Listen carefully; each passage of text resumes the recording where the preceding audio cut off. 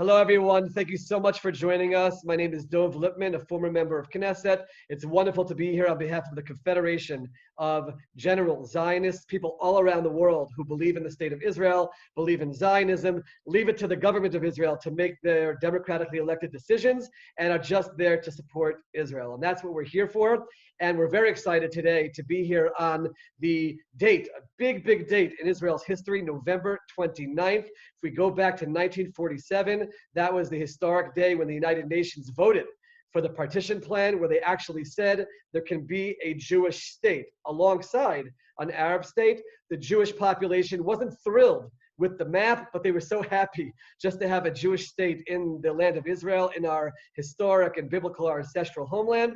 And the Arab side actually rejected it, and that led to decades of war with the Arab side. But we celebrate this day because it is the date that the UN gave the official statement of approval to the existence of a Jewish state in this land, and essentially made the declaration that Jews have a tie to this land, not just a recent tie, but going back thousands of years. We are so honored to have with us today a prominent minister in the Israeli government. I don't take it for granted that he takes time out of his busy schedule involved in diplomatic and security issues, but we welcome Minister Ofir Akunis from the Likud party. He's the Minister of Regional Cooperation. Minister Akunis, thank you so much for taking the time to speak with us today. First of all, it's very good to see you, Dov. We served here in the Knesset, in this building, actually, for almost 2 years in the 19th Knesset. And I remember you as one of the best members of Knesset that I met. And I'm so very glad that you are doing this Zionist activities and the Hasbara for Israel. We cannot take it for granted, you know, we need to struggle every day. We struggle on the truth, and the truth is something that we need to repeat time after time after time, that all of actually the citizens of the world will know the truth about the Zionism and the land of Israel and the state of Israel. And I'm so very glad that you are doing it now after you finished your serving here in the Knesset.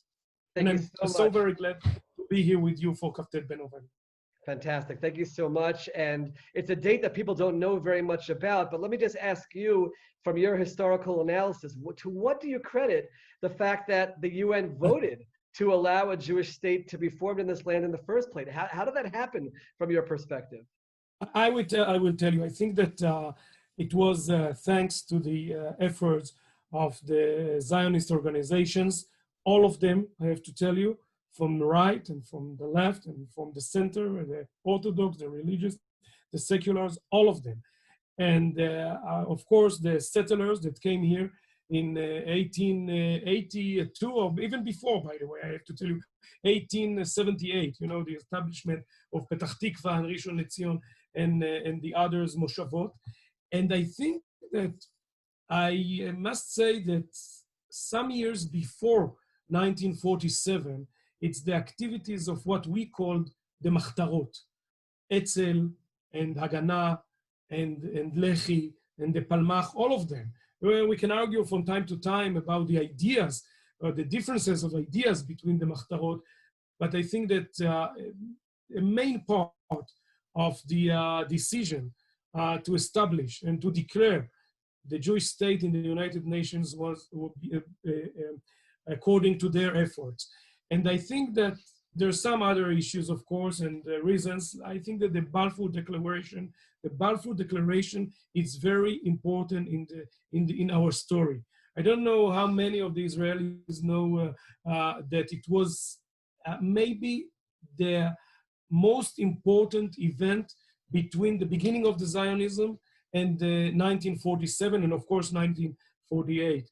And so, as I said, the Balfour Declaration. And I can say that the decision of President Harry Truman also strongly supported the vote, the American vote in the United Nations. And it was very, very important because, if you know, there was an internal argument between the White House and the State Department around the American vote.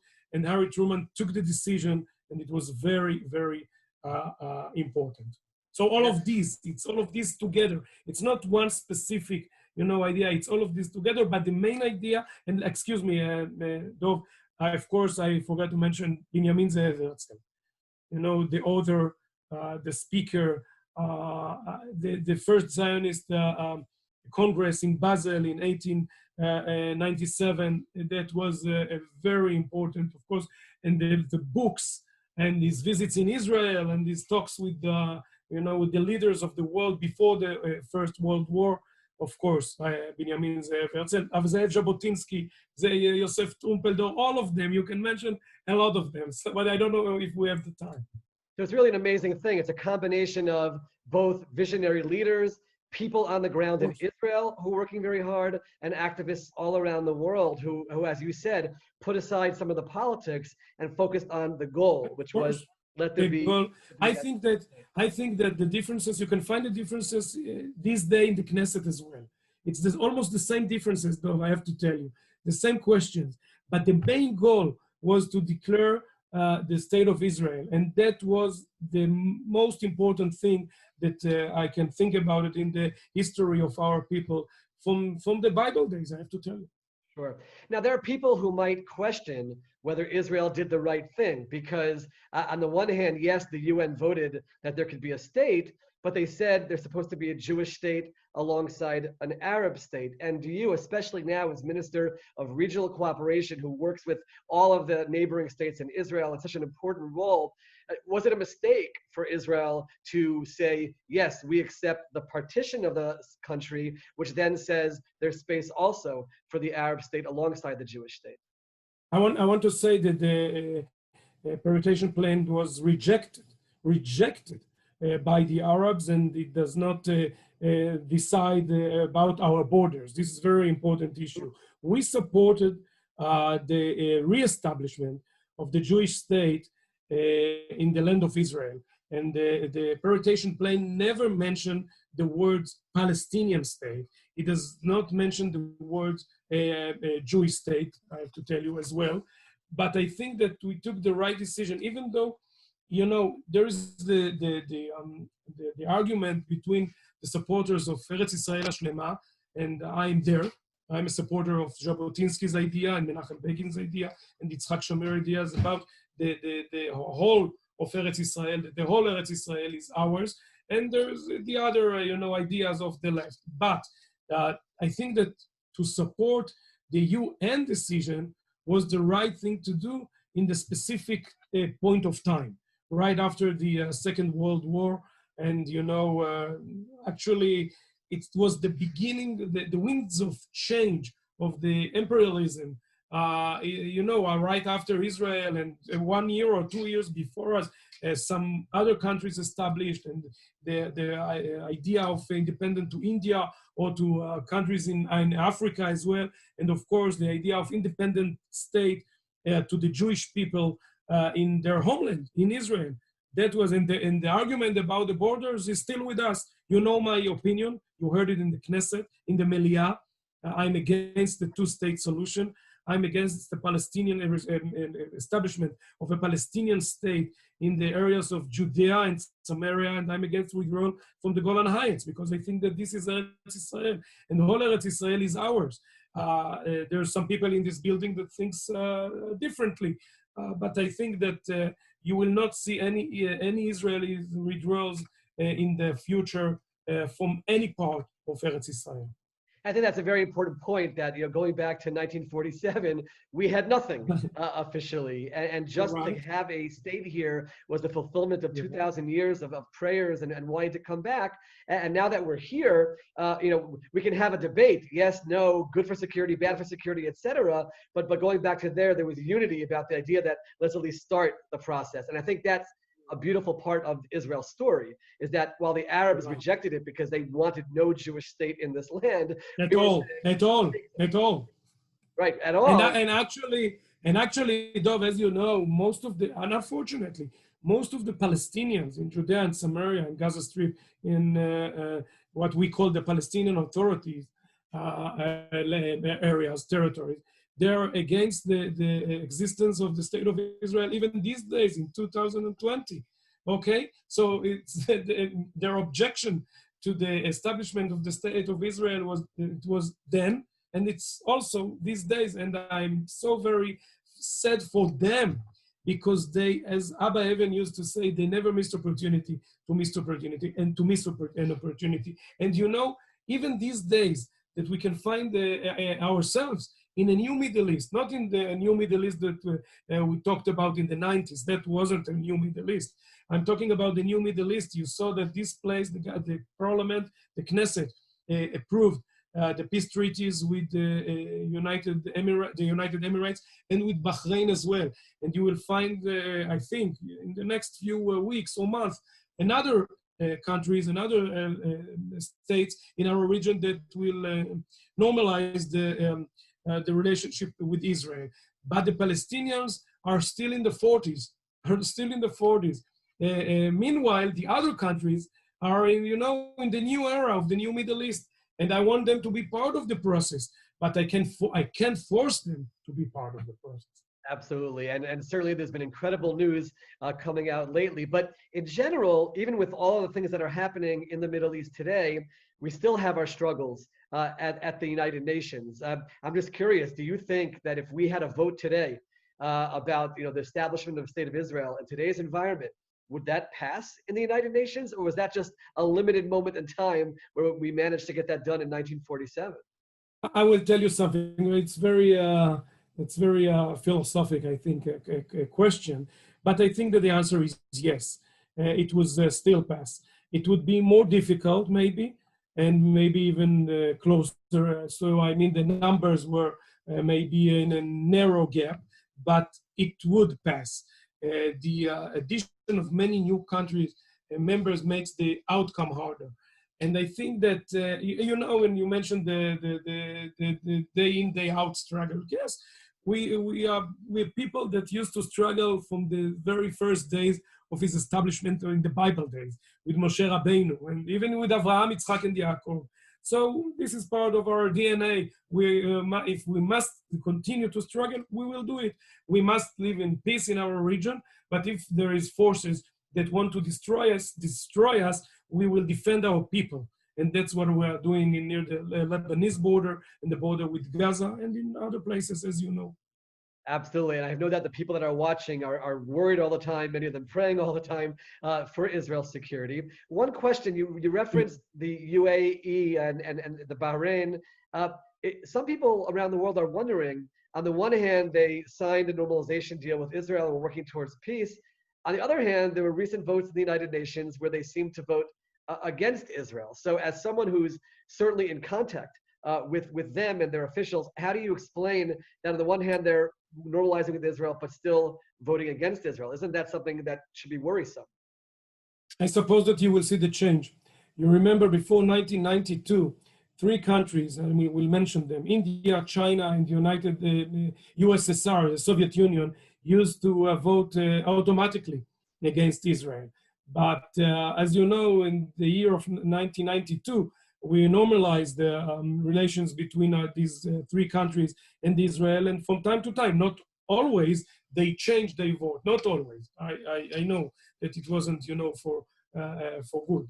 But I hope that one of the reasons we are making peace with Bahrain and with the Emirates was to change this, this automatically vote against Israel. And I hope, and I suppose that you will see the change in the let's say, the next votes in the United Nations. I hope so, and I believe in their, let's say, the peace. I believe that the peace treaty will change it. So in other words, it takes time, Dov. It takes time. Exactly. They need to change their automatically vote from the 70s and from the, I don't know, even before against Israel. So we will give these 2 countries the time to change their vote. So it's important for everyone to know there's a process. It doesn't happen overnight where all of a sudden they can change everything about what's been happening, right. But we're looking forward to the positive changes. Okay, great. One last question for you, and that is, You have people that are watching who love Israel and want to be active for Israel and help Israel. Uh, what would you say to people who watch what happens at the United Nations and are concerned about it and they want to help? Is there anything that they can do? Is there anything that Israel can do to make things better at the UN? And even more importantly, people outside of Israel who are Zionists and support Israel, from your perspective, what can they do to help Israel's situation at the United Nations now that we're 73 years later after that first vote? I think it's very simple. They just need to speak the truth about Israel everywhere. They must speak the truth about Israel through the Facebook, through the Instagram. Personally, I'm not using the Twitter, but I know that millions of people in the world are using the Twitter. So there in the television, in Hasbara conferences, everywhere, in the street, if someone speak about Israel, and they must stand for the truth and stand for Israel. And I think that, there is nothing to be ashamed of. Israel is a great, really a great democracy, and actually the lighthouse of democracies, not only in the Middle East, I would want to tell you, even all around the world. And no, it's not because we have 3 campaigns in a year. This is not the reason that we are the lighthouse of democracy, but we are a real democracy with human rights. And there is a prosperity here in Israel for Jewish, for Muslims, for Druze, for Bedouins, for everybody. Then I think that there is a lot of things to be proud of in the state of Israel. I am very proud of the state of Israel, and I'm very proud of the Israeli citizens, 9.2 almost million of them. And I hope that one day all of us will find ourselves in a real, new situation of real peace and warm peace, not only with the Bahrain and the Emirates, real peace and warm with the Jordan as well, with Egypt, and with all our neighbors. We want peace, we want prosperity for our people, and we want prosperity for their citizens. And if we will do things together and cooperate and collaborate, you will find here, the far east of the Middle East, it will be here.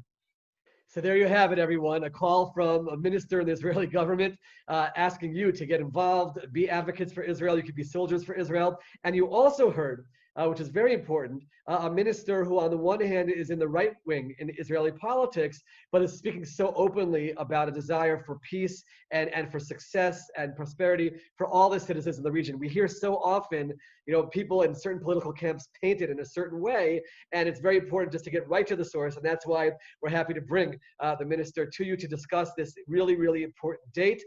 So let's together celebrate this incredible date of November 29th. Be thankful to God, be thankful for the incredible development of the state of Israel. And I think, Minister Akunis, we can also join and thank everyone out there who's supportive of Israel and celebrate together with them. All of them, all of you and all of them. And I want to use the opportunity to thank you, Dov, for this lovely conversation. And I'm sure that we'll do great things for the state of Israel and for Eretz Israel in the next few years in the future. And both of us are so young and we have a lot of years to do this.